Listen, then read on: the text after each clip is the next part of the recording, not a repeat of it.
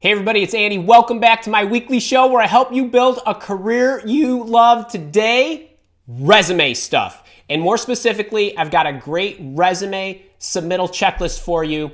We're going to talk about this subject. Oh, so fun. But I think I am going to make it a lot of fun. So great to have you. Great to have you. By the end of the show today, you're going to understand the psychology behind the resume and why the format that I recommend is so effective in getting job interviews. So I really challenged myself to come up with something a little more creative, and it came to me this morning on the treadmill, so I'm going to share that with you. I think we're going to have a lot of fun with that. Now, before we get rolling, if you have not, well, yours doesn't have the red writing, but I've got this resume submittal checklist. It's so funny. I watch videos from these other trainers, and they always say, hey, if you stick around to the end, I've got a free download for you. I never understood that, like why I had to wait all the way to the end to get the download.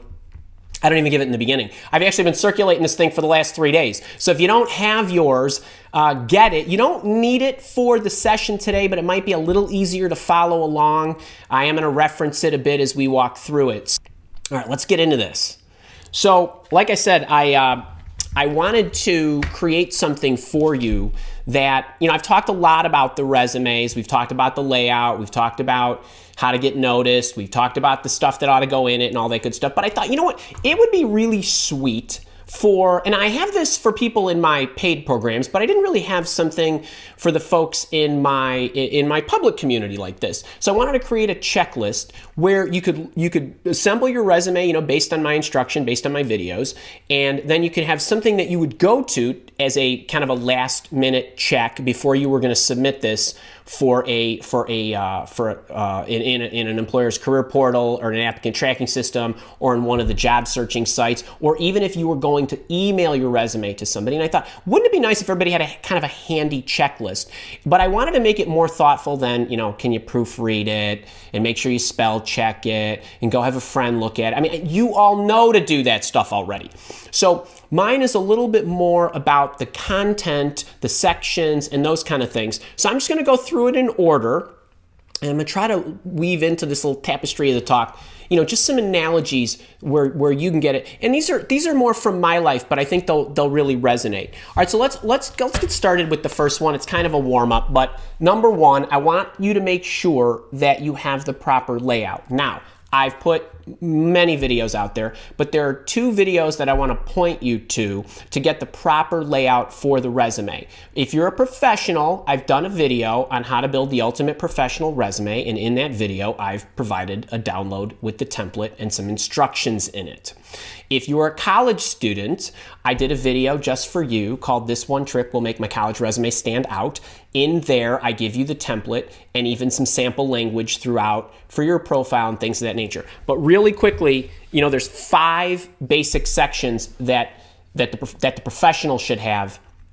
Number 1 is the career profile, and we're going to talk about that a little bit more in a second. But there should be some type of career summary at the top, then your career highlights, then your professional experience, then your education if you have it, or whatever education that you do actually have, and then below that, any extracurriculars. You can lump them all together, whether it's extracurriculars, volunteer, activities, or whatever it might be. And depending on how many you could have one section, or you could have multiple sections depending.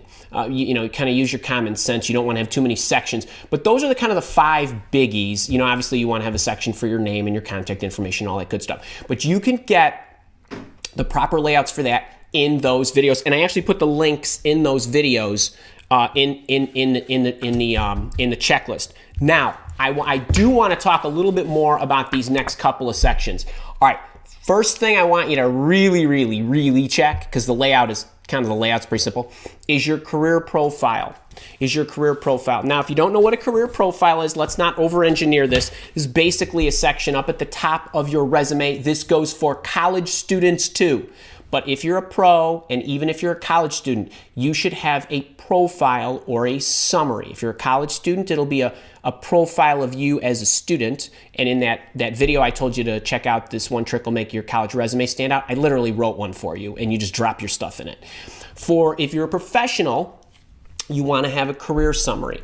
And it's very very important that you have one. So that's part of the checklist. But then there's some things that I want to make sure that you include in the career profile. The career profile, and the reason that this is so important is because the first thing that the employer sees after they look at your name is the top portion, the center top portion of your resume.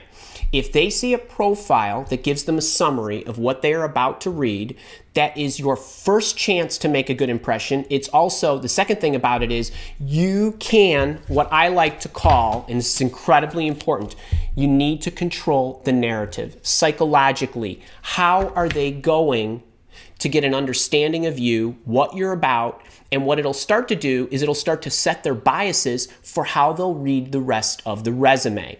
Are you getting them excited? Are you giving them a memorable couple of breadcrumbs that they can retain about you? Does your career profile tell them what they should think about you? Here's what happens. If you don't have a career profile and you start into your skills or right into your work experience, what I have to do as the reviewer is I have to go through your resume in a fashion where I'm assembling your story for you. And the risk that you run, which happens more often than not, you encounter this risk, is I formulate a story about you that's not the story that you would want me to have about you. So you've left me to my own devices. I'm now reading a work history of somebody who I don't know, and I don't have a label for you. I don't know that you're a senior project manager. I don't know that you are a practice director. I don't know that you're an accountant. I don't know that you're a chief people officer. I don't know these things yet. I have to kind of go through the resume and assemble it. And you don't want to do that. You want me to be spoon-fed. You want to spoon-feed me what you want me to know. And think about how vital this is. Even if you're just changing jobs, you still want me to have a good impression of you and start to formulate this. But what if you're a career changer? What if you are somebody who spent the first 10 years in financial services and the next 10 years, the most recent 10 years in healthcare, and you want to get back to financial services? You could pull forward what you want me to digest and what you want me to know about you, and I'm gonna make some assumptions that what I'm reading up top is where you want to go, even though it's about your history. So controlling the narrative is incredibly, incredibly important. Now, there's about 5 things that are in the checklist about aggregating your work experience, the types of companies, the types of industries, the accomplishments, the major theme of you at a very summary level.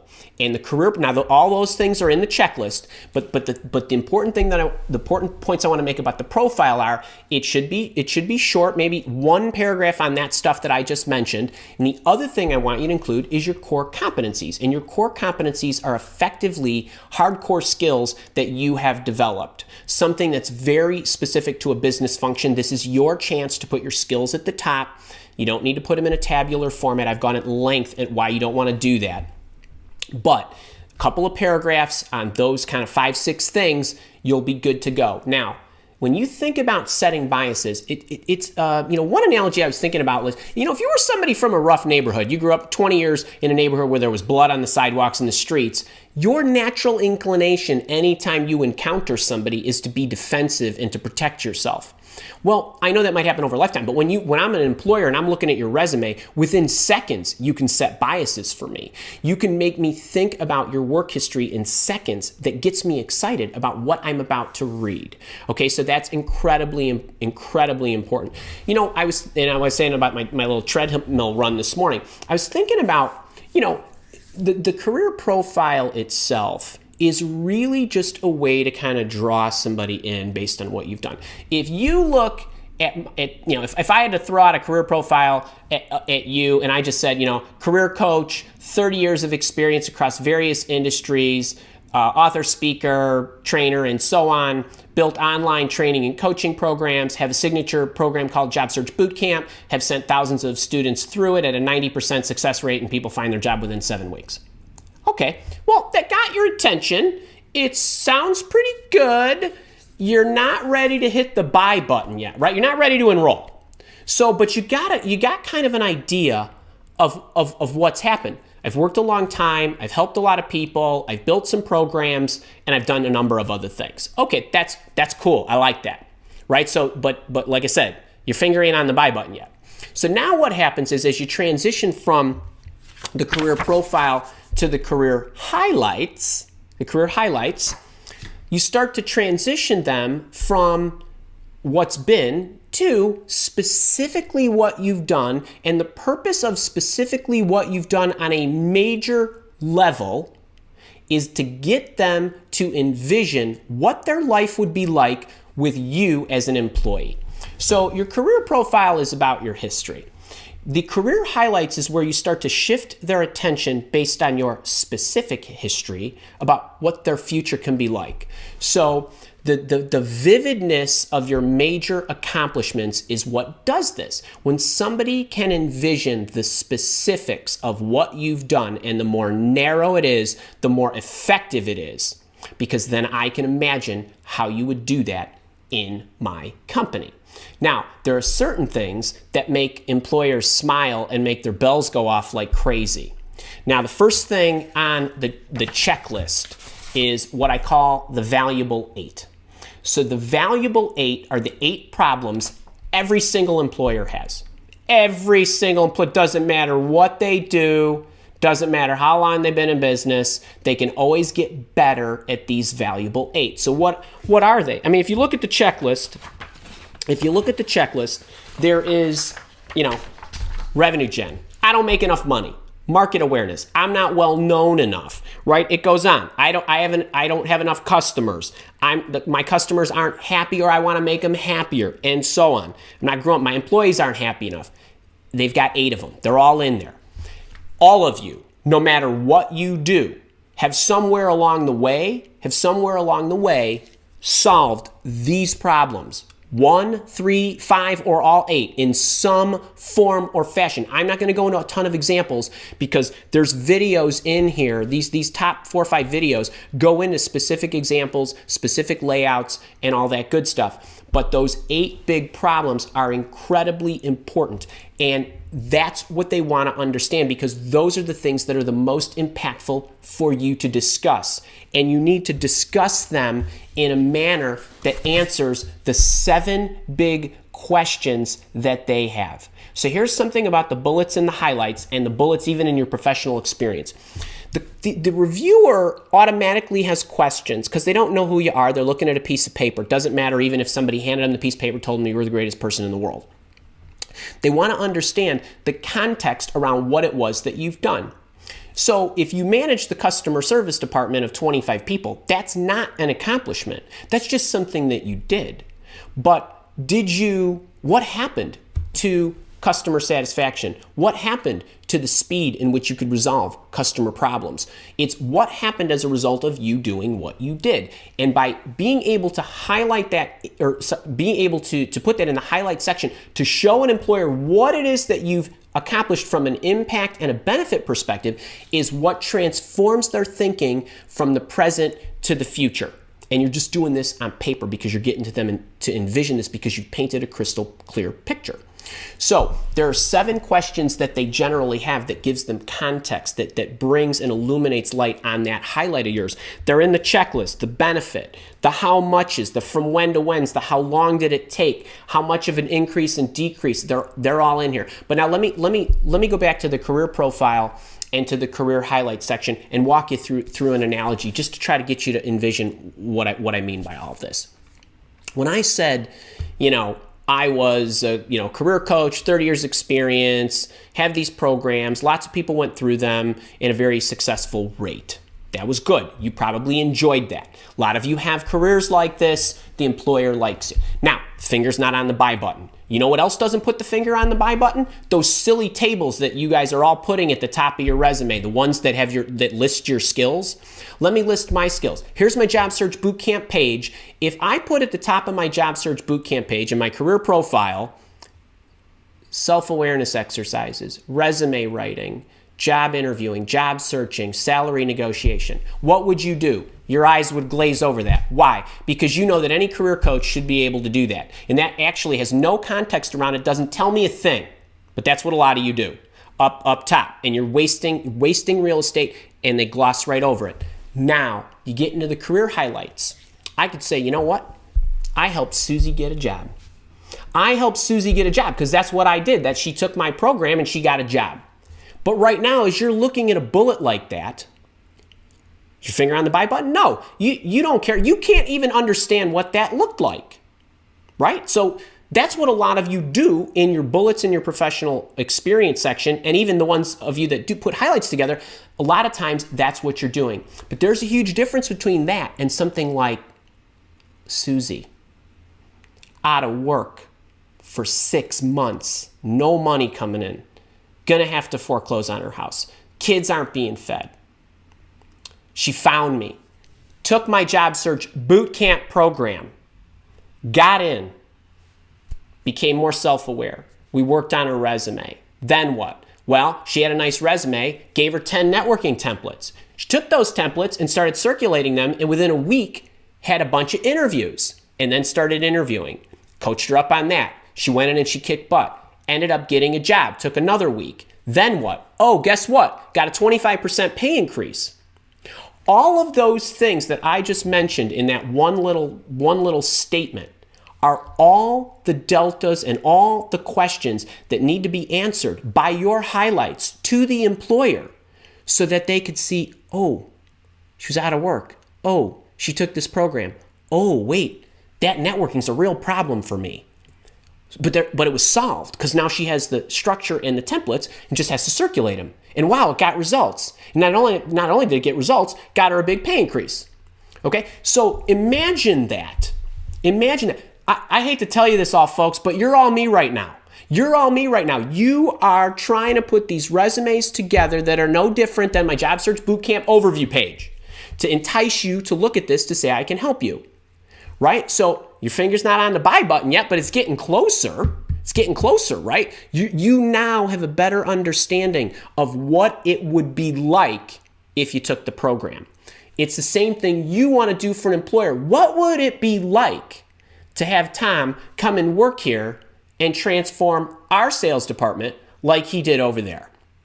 And if he did that over there, he could do that over here, and our life would be better.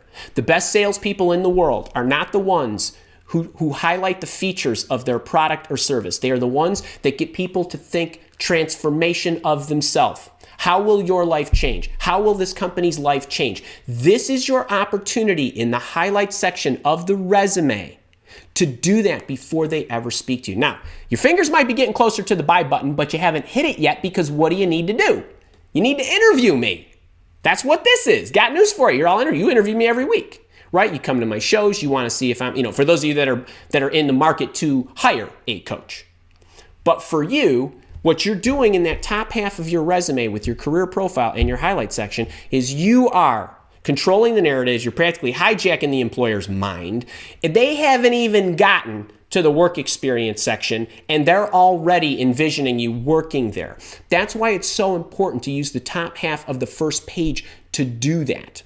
Do you care that I was an electrical engineering undergraduate student? No. You don't care that I spent 18 years as an IT consultant? No. You don't care about any of that. That's on the second page. It's on the second page. So you get what I'm saying? That is so vital. But the huge mistake that people are making in their resume is they put their name up top and then they spend a lot of time listing a bunch of skills that are hanging out there on hollow ground that have no context around them. And they expect us, employers, to believe that. There's no context there.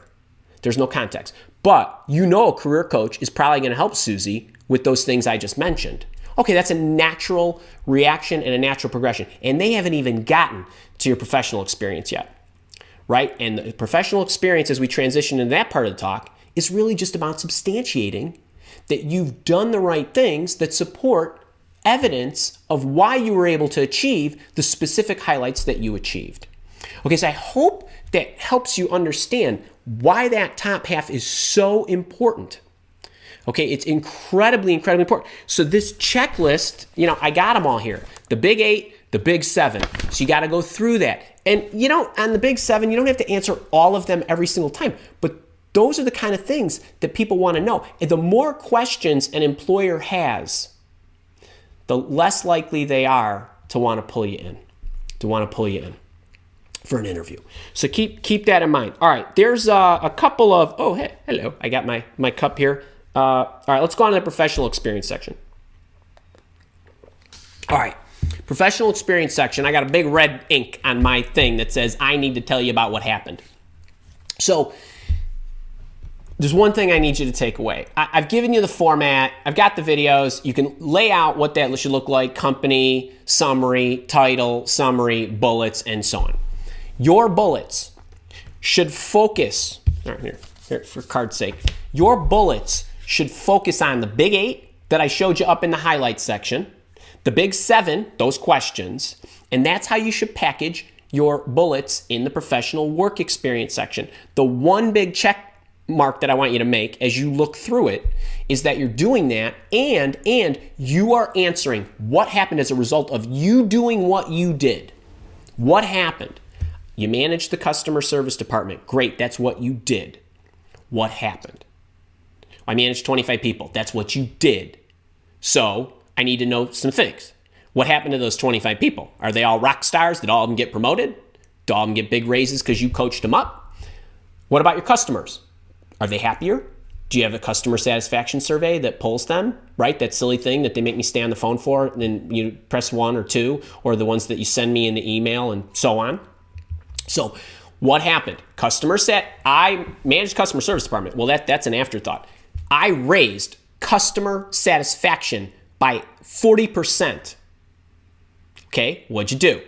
Well, I improved the processes that we used, okay, which sped up the time it took us to answer their problems, which made them happier, which made my company more money because we were able to take more service calls. And then, next bullet, what did we do in the service calls? We had more time because we fixed their problem so fast, I had an opportunity to sell them something. You know, like stuff like that. What happened? I don't care what you did. What happened? You got to answer. Literally, I want you to hear it. What happened? Just keep asking yourself that. What happened as a result of me doing what I did? Okay, that was in your professional experience section. And then, yeah, what do employers look for in a resume? I got a video out there for you on that. All right, education section. All right, not too tough, but there's the big 3 or 4. Big 3 or 4. You got to go through the education. Go through the education. Schools, universities, right? Certs, trade schools, and if you are currently taking a degree, you currently getting your MBA, you currently getting your MS, you currently getting your PhD, you currently getting your undergrad, your associates or whatever. Here's a little trick for you. If you want to put that in the bottom, that's cool. You can also put that at the end of your career profile. Currently, in the MBA program at Northwestern with target grad date of. That's cool too. You want to bring that forward. Something real current because it's real current. That's cool.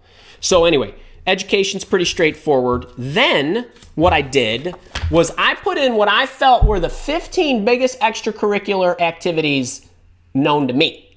I'm sure there are more. I'm sure you guys have a lot more in you, but this list goes through them. This is really to stimulate your interest on what are those extras. So, boards, foundations, research. We had the nicest little thing that somebody mentioned about that some of them are in my programs. They said, could we put the fact that we take your membership programs and sure knock your socks off. But that's great. But all that stuff is cool. It's extras, it's education, it's any of that stuff. All right, let's talk about job descriptions. So now, all right, so you got your resume, it's killer. Now you're gonna transition to actually submitting it, all right? So in the job description, if you have a job description, which most of you will have, I want you to look at the job description. That's cool. You wanna look at the job description, make sure your resume is aligned. But here's 2 things I also want you to do that I think probably not too many. Actually, I haven't engaged the chat yet. Let me know, this is 11:25. Let me know if any of you, before you submit your resume, I know y'all look at the job description, right? You're looking for keywords, you wanna make sure your resume matches. Do you take the step of looking at the position above and the position below? Because you wanna make sure that there might be nomenclature or activities in the next evolution of you in that for that employer. Well, number one, maybe you already satisfy a lot of those. Cool. Get that in your resume. Make sure that's there. Make sure that when you go to the interviews, right, you're ready to talk about those things. Look at the previous position and make sure that any of the stuff that you did previously that might align to that is in there as well. Not that they're going to move you back from, as you are interviewing, but you want to make sure that you are really covering your bases and you're getting all that stuff in there. So that's a great step. Then I always, I recommend JobScan. It's the tool that, that I promote.